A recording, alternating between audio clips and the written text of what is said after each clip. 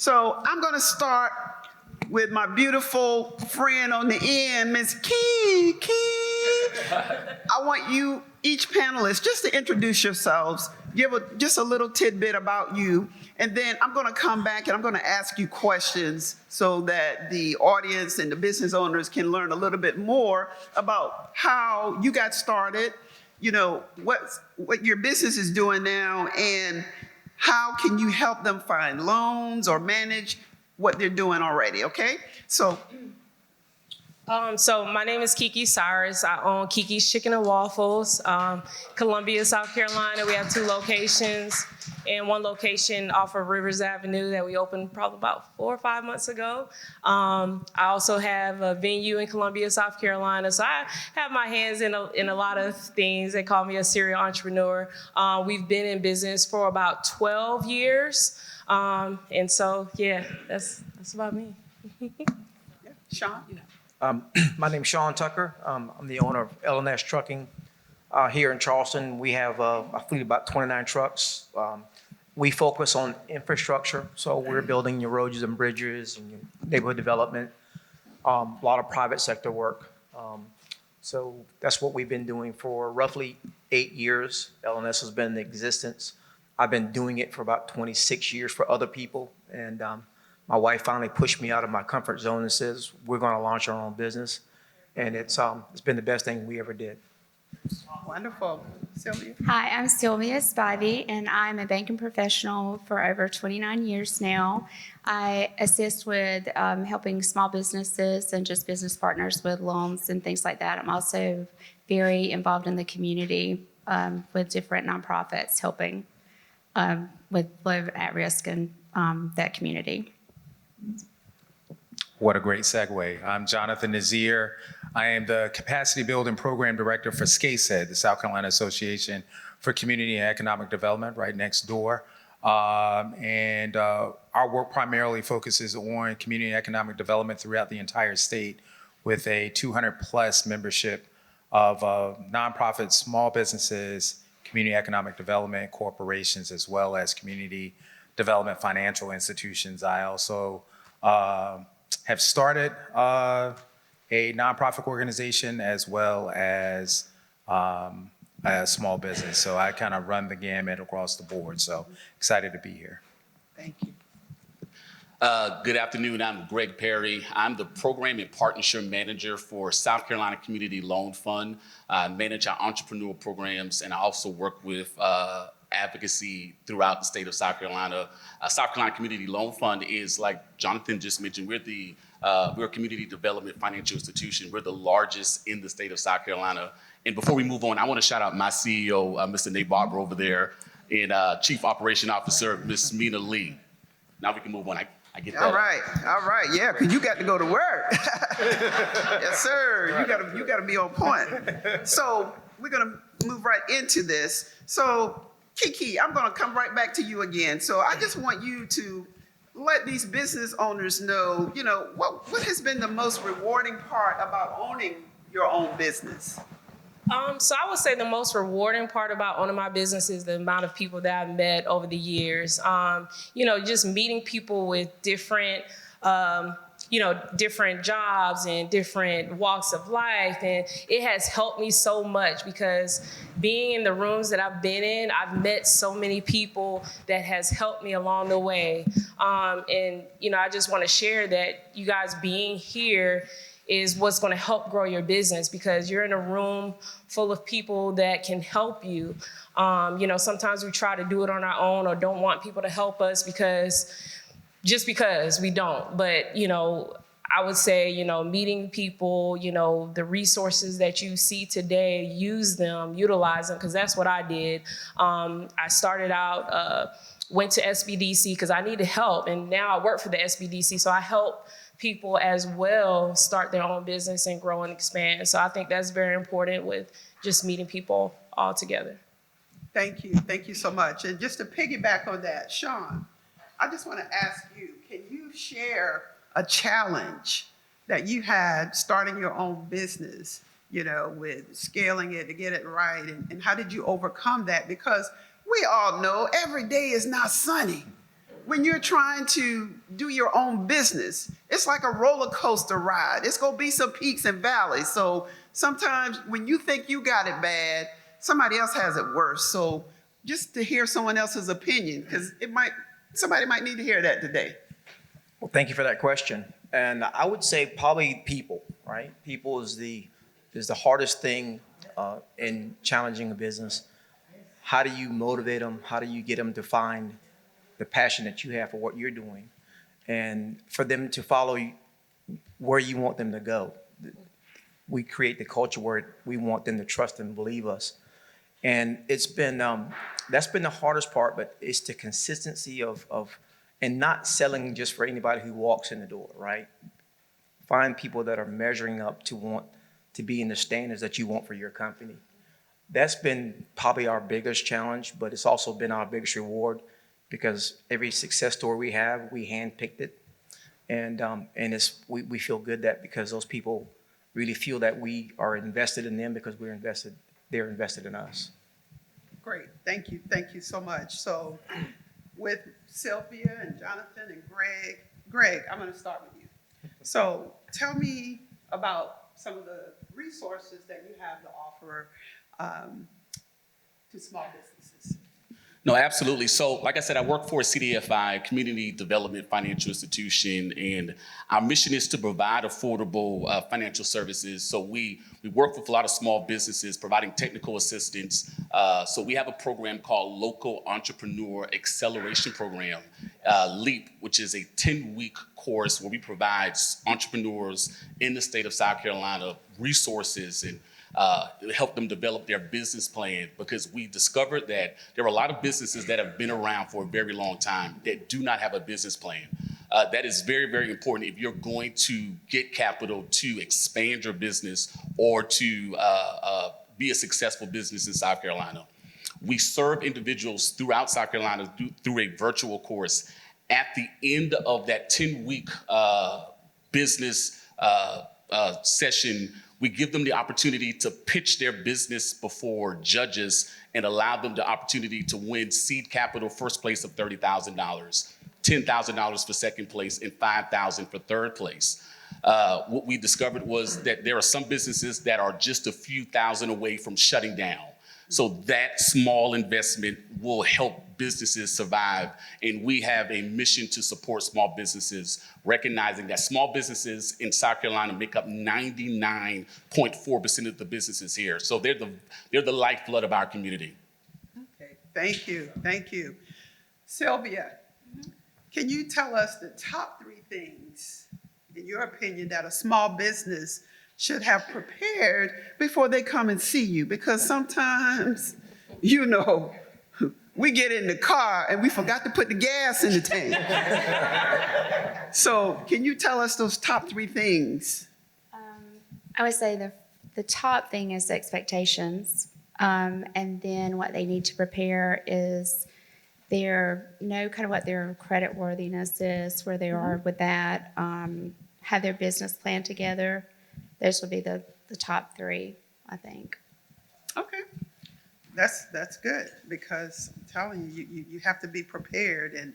And Jonathan, Yes. since you have a gumbo of things, I mean, you help people while you help yourself. Yes, ma'am. And you're leading by example. Yes, ma'am. So I love that. So what are the most common mistakes that you see that small business owners make when they're seeking support? And how can they avoid some of those things? This is good. So I think not all money is good money.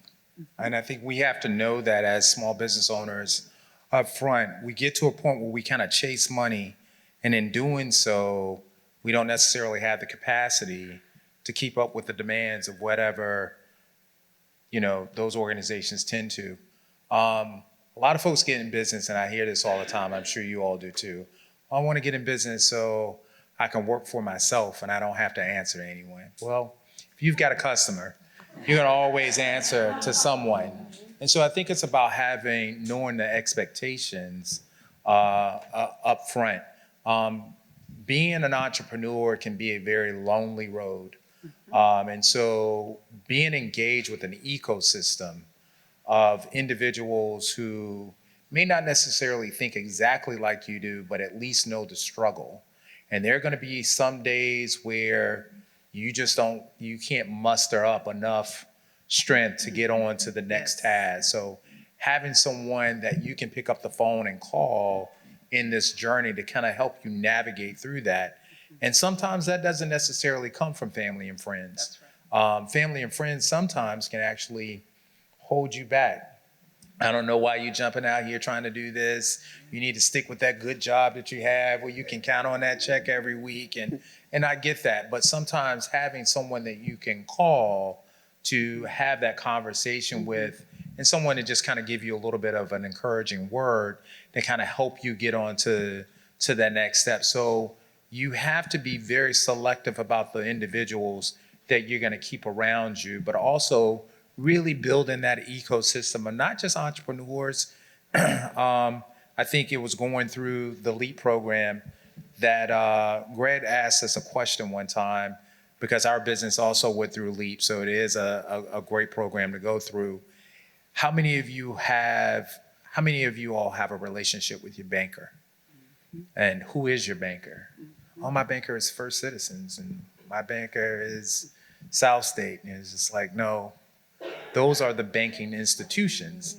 But how many of you all know who your banker is? And so having those relationships with your bankers and legal services and all of the other people that kind of work with you, just because they're not on your payroll doesn't mean that they are not a champion or a part of your larger team. So I hope that answers your question. No, you certainly answered the question and added a little tweak to the side. We appreciate that. Because that's good to know, because, warm relationships matter. Somebody needs to be able to vouch for you. So that's good, because sometimes even on paper, even if you're 1 point off, that relationship might help you get across the finish line. So Kiki, coming back to you. I know you have 2 locations, like you said, in Columbia, and you just opened up here in Charleston.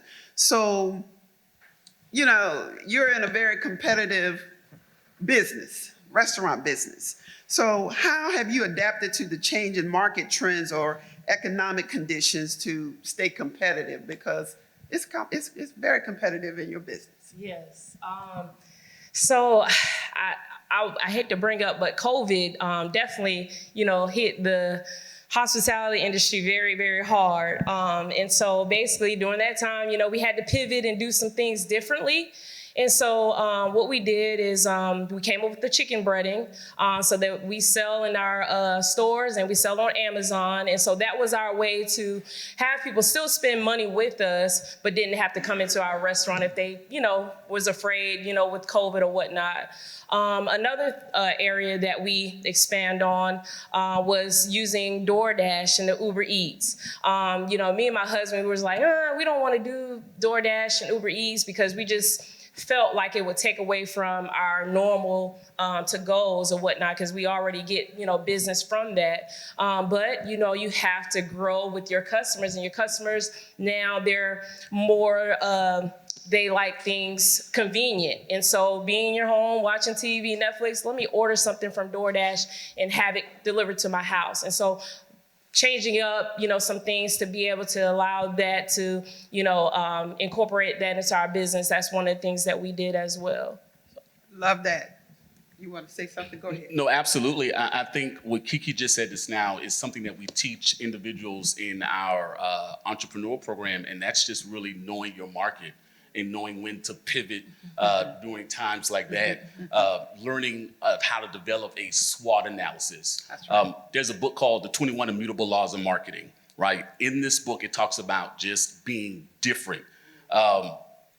I asked someone the question one day, I said, what's that thing in your hand that you use, that tissue paper, when you're blowing your nose? They had a great value box in their hand. They said, it's a Kleenex. I said, no, Kleenex is a brand. They just happen to be the first brand that created that tissue paper. That's right. What's that machine? And I'm going to date myself a little bit. I know I look young, but what's that machine that you use when you're trying to make a copy of a piece of paper? Someone said, I'm going to Xerox this paper off. I said, no, that's a brand. Yes. Xerox just happens to be the first brand that created that copy machine. That's right.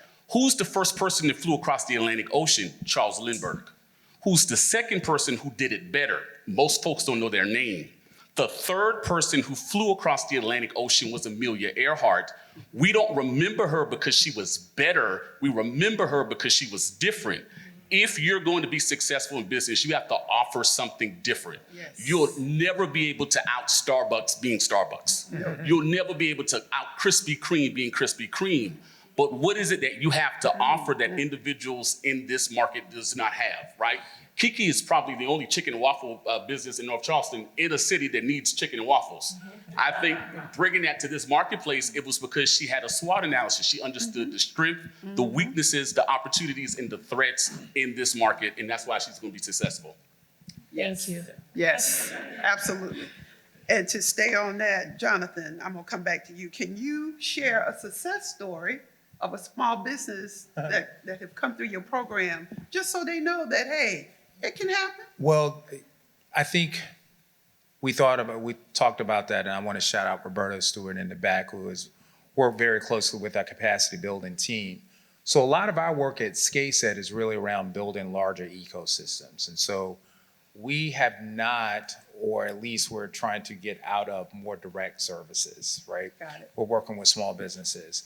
But what we try to do, I think where our strength lies, is really around networking. Creating opportunities like where you're at here today, along with our partner with Increasing Hope, of creating the Opportunity Center, a place where small businesses can come in through some of our programs and have a place where you can network and sit down and have discussions around expanding or developing small business. And so our advocacy work on the legislative efforts with our CED fund and our CD tax credit, which helps a lot of community development corporations expand. Our work is really centered around helping low-income communities around the state through our network of partners and members. And so our work is not as direct with working with small businesses, but we're a part of this larger ecosystem, working with the Commission of Minority Affairs, SBA, SBDC. So really providing an opportunity to create a network for our small businesses to work with. Unfortunately, though, our community and economic development has worked in a bit of a silo with small and minority businesses. And so we have adopted a new concept called community wealth building, where we can merge in our small and minority business community with community and economic development. And we'll be doing a lot of training around that, but they work hand in hand. How do we build communities without small business? Exactly. Can't happen, you know, and so we've got to find more ways to link the two together and start looking at a pre-distributive opportunity rather than redistribution of wealth. Yes. How do we create businesses where individuals in these low wealth communities now become members of some sort of co-op, have an opportunity to have some sort of vested interest in the business? Because as those businesses grow, when we start bringing in affordable housing, now they can afford to live in their community rather than get displaced and pushed out of their community. So as a larger scope, we're not direct, but we are part of a much larger ecosystem. Absolutely. But yeah, got to swim in the big pool sometime. Absolutely. So thank you for your response. Sylvia, I want to ask you, how does your organization support financial literacy? What do you do for small businesses to help educate them with financial literacy in order for them to know what's needed to be able to secure funding from your organization? Well, we meet with them and we kind of just get to know them personally, what their expectations are, what they're looking to accomplish, and then we build the relationship we start with their credit score, what the amount that they need to, that they're looking to make sure that they're getting the right amount. And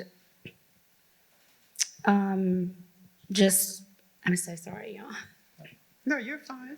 You're I'm fine. trying to think because there's so many different opportunities and different things with each person. It's so different. Trying to put it down to one, pinpoint a few things for that. But working financial literacy, we just work with them where they are, making sure that they understand what they're getting into, offer different resources because there's so many. Just like we said before, this room is full of the resources today. We partner with Increasing Hope. We have SBDC, just a lot of different places that we help them with. But just giving them resources, helping them go over things with the where they are in their business. Right. So, and that's great that you do that, because I know some small businesses, they know that they aren't credit worthy and they want to build up to that point. So I didn't know whether your organization offered specifics to let them know, okay, looking at your portfolio,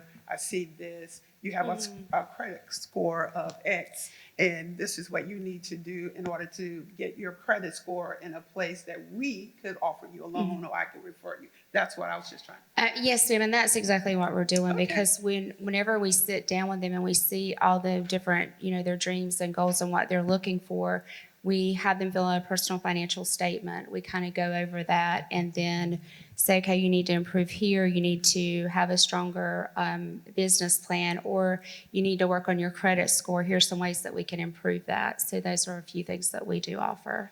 Okay, thank you very much. Shawn, and I know Shawn, I've known Shawn for a long time.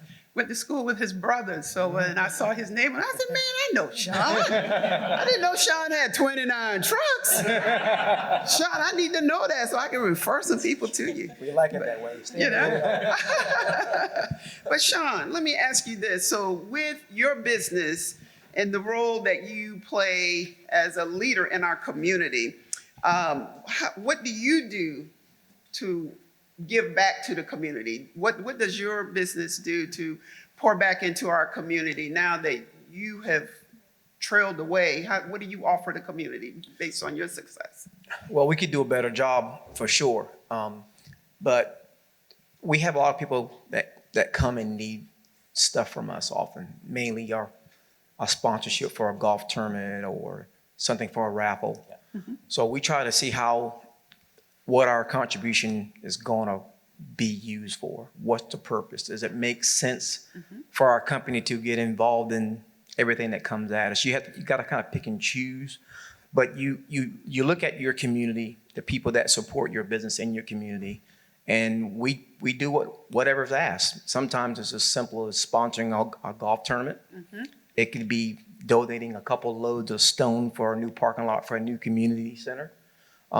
We do those type of things when they come to our attention. They make sense to us, and we want to be good partners in the community because that's where we work, live, and play. And I'm going to ask Kiki, I'm going to ask you the same thing, because Kiki does a lot. And I just want you all to know, you can't be selfish about what you're doing. That's right, yeah. Once you have made it and you've grown, you will continue to grow. If you sow back into the community that's supporting you with your business. So Kiki, tell us a little bit about what you're doing. So we partner with our local churches. We have host coat drives, school drives. Also, one of my favorites is Thanksgiving Eve. We go to our local food line that's located near our restaurant, and we buy the groceries or whatnot without letting them know that we're doing it or whatnot, just to do something spontaneous or whatever for the people that support us in our community. Another thing that I enjoy doing is it's not always giving money back. I know that's, important as well, but going to local schools and speaking to the students and letting them know, about the restaurant business or being an entrepreneur, because that's the new thing. They, don't want to go to school. They don't want to work. They want to have their own business. So going to the schools and speaking to them. And also too, we partner with Richland Northeast, which is down the street from our Park Lane location, where they have students come in and they can work and learn the business. And so I enjoy that so much because, like I said, our young people, they need us so much more these days. And so, that's what we do. Yes, and you do it well, I must say. So I'm going to ask this question for those of you that provide funding, because we know that small businesses and minority businesses and the underserved business owners in the community, they sometimes struggle to get loans. So I know DEI doesn't exist with some businesses anymore. And again, I know these are touchy subjects, but I feel like we have to have some conversation. We just can't shut it down. We got to keep talking. So how, those of you who are panelists that help with getting funding, is there anything that you're doing to help those small businesses, minority businesses, or underserved businesses get funding? So we're a macro lender, so we're lending at the loan fund. We're lending between $50,000 and $2 million to small businesses, especially those businesses that serve vulnerable communities.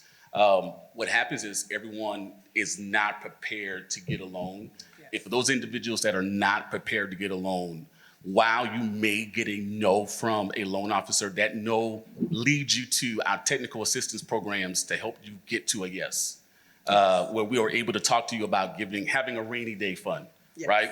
And sometimes your business experiences different seasons. And if you're like Charleston, you may experience 4 seasons in 1 week, right?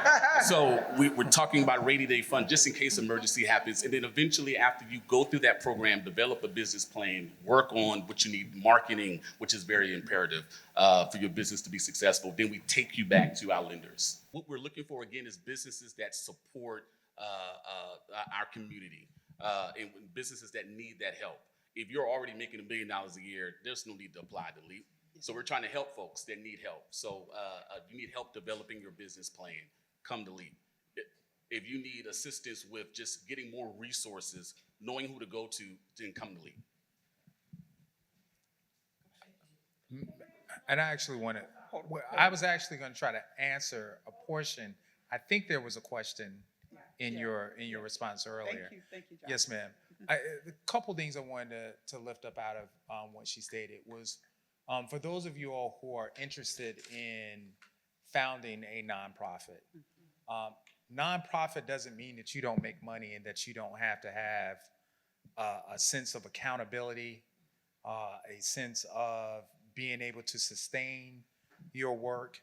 For those executive directors and CEOs in the room, we know how important it is for us to make sure that our balance sheet stays in the black. That's right. And so I think what happens with a lot of folks who want to start nonprofits, they see a need in their community, and so they step in, which is great. But there's a shift that's happening amongst nonprofits across the country. And so when we think of nonprofits, we're always thinking about it from the perspective of, I want to feed people. Well, that's great. But how do you finance that so that you can feed people? So social entrepreneurship is a thing. It is alive and well. When we think about Blue Cross Blue Shield, nonprofit organization, AARP, nonprofit organization, TIAA, nonprofit organization, GEICO, nonprofit. These are large. Goodwill. I mean, Goodwill probably has one of the best nonprofit models I have ever seen. They've got retail stores and never have to pay for inventory. It's like you and I being able, that's like the Walton family calling us and saying, hey, listen, we're going to close Walmart early tonight at 7. Anything that you sell between 7 and midnight is yours to keep because they get free inventory, but they utilize the revenues to go out and do goodwill, to do job training, to do other things in our community. We have to do a little bit of a paradigm shift as it relates to how we conduct our nonprofits. We have to find revenue streams because, again, those grants are not always promised, or they can be taken away, as many of us in this room who are working in this nonprofit world are quickly finding out. So you have to create a revenue stream. They created a revenue stream through these retail stores and then being able to take those funds and go out and do goodwill. There's a such thing as called a B Corp, where this is a great merge between doing social good, not quite a nonprofit, but also not focused solely on making profits. And so, I think as you talk about the work that you're trying to do, you still have to do this and go into it with an entrepreneurial mindset to grow the business. And so I think if you don't do that, and you're only doing it from the standpoint, and I'm not trying to call you out specifically, ma'am, but for those of you all who are interested in doing good work, go volunteer. But if you're talking about trying to build something sustainable, to grow a business, to help people, then I think you gotta go into it you gotta have a business plan. There are certain. I came out of corporate America before moving into this nonprofit world. Well, the way that you do things in corporate America is not how you do it on the nonprofit side. You've got to have a board of directors, and it can't be you, your husband, your sister, you've got to have a legitimate board. You got to get people on that board who are willing to go out and help you fundraise, because those grants may not be there for you in the beginning. So how do you fund that and fund your mission and continue to do that work? So I don't want us to look at nonprofits. Nonprofits doesn't mean that you don't make money. That's right. Nonprofit just simply means that you're going to do right by the profits that you make, and the goal is also to break even. And then you got to make a decision on whether or not nonprofit work is what you want to do, or do you want to go ahead and start a for-profit business? That's right. Because nonprofits, I can't pass my nonprofit down to my children because it is not owned by me. It is owned by the public, and it is owned, and you can get fired from your board of directors if you're not doing the right thing. So then you have to make a real decision. Am I doing this for the purpose of helping folks, or am I doing this towards the purpose of only helping myself? And so I think you got to be very clear about that. The one thing that I can tell you about entrepreneurship is, as much optimism as it takes, because you've got to be optimistic to think through things when everybody else is telling you no, and you've got to kind of navigate that. It also causes you to be a realist. And if you got to look at yourself in the mirror and be honest with yourself about what your strengths and weaknesses are, you've got to be honest about whether or not you have the tenacity to do this work, because this is hard work. I think what happens with a lot of successful small businesses, they see the success, but they don't see the private failures.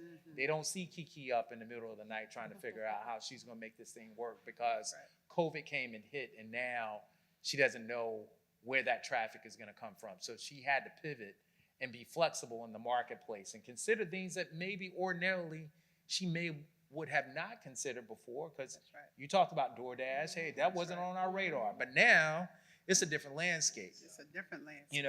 I don't know how things have affected your industry, Shawn, but I'm sure that there are times when you had to try to figure it out, and it's just been you and the Lord trying to figure out how you're gonna make this thing work. Yes. But that's the real side of being an entrepreneurship, being an entrepreneur that people don't necessarily tell you about. I think we see Shark Tank and we see people get on there and pitch their ideas, and we feel like, man, all I need is to find a Damon John to give me $250,000 to get started, or maybe go to Greg and see if I can't pitch to get $30,000. But there's some work that has to come in that process. And if you're not willing to put in the work and make the sacrifices necessary in order to win at business, then you found the wrong thing to do. And so I commend Kiki, I commend Shawn for the work that they do in our community, because just hearing you saying how you, Kiki, are assistant with SBDC. Now you've got somebody that got practical experience. When I started off in business 25 years ago, everybody sent me over to SCORE. And it was a bunch of retired bank executives who had never opened up a business, but they're going to tell me everything that I need to know about business. Now, thankfully, I think SCORE has kind of changed their model up a little bit, and we thank God for that. But having someone who's been in the trenches, who understand that, is a great asset to have. What you all do with giving back into the community, and maybe it's not a whole lot. Yeah, we go to our small businesses always wanting them to sponsor. But those little sponsorship dollars, I know for me, it was Chambers Catering back in Greensboro, North Carolina, that sponsored my little baseball team. It's little things like that small businesses play such a major role in doing and helping civic organizations and athletic clubs and that sort of thing. But we have a responsibility also to go out and patronize the businesses that do this good work. Put our money with folks that are doing the work every single day. So I commend you two for what you do. And again, I commend all of you all for striving, because this is not hard work. I mean, this is not easy work. And if it is, everybody would do it, you know. It's not for the faint at heart. Not It's at not all. for the faint at heart. Y'all just got Jonathan the Baptist preacher to say. No, it's not. What they say. So listen, for some of y'all, that's gonna count for church for tomorrow. That's Bernie Mazik. So, ladies and gentlemen, we have come to the end of our panel discussion, but I just wanted to say, come on, let's give it up for this panel.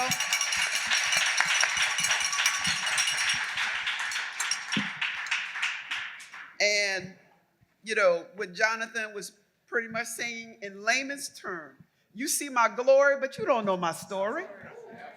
You don't know. And a lot of us, we hate on folk because we see Shawn out there with 29 trucks. We see Kiki has opened the 3rd location. But again, they did the work. You can't, McDonald's, Coca-Cola, as Greg alluded to earlier, McDonald's may be the #1 fast food, but they're still promoting themselves. They still have to stay on the top of the mind to let people know, hey, I know you know I'm here, but I just want to remind you that I'm here. Coca-Cola, you know, I'm here, you know, awareness. You got to stay on the top of the mind. It's called branding. Branding. And when you think of chicken, who do you think about? My grandma, come on. KFC, the Colonel. The Colonel got 1,009 no's before somebody bought his chicken recipe. At age 65, he was out there on the road trying to sell that chicken recipe. His wife left him because she thought he was crazy. But back in 1964, the Colonel had 600 franchises because somebody figured out, you know, yeah, this recipe is good. So I'm saying all of that to those of you who may be second guessing, why am I still in business? Why am I still doing this? Do I really want to open a business? I'm just telling you, think about everything that you've heard here today. You have to do your own assessment. No one else can tell you. Don't let someone talk you in it, and don't let them talk you out of it. Okay? You your own boss. You your own boss. So do you. So at this time, we're going to release our panelists, and I just want to say before I turn this over to Dr. DaCosta, I want to thank you all so much. It was indeed my pleasure to be your MC for this program today. I thoroughly enjoyed it.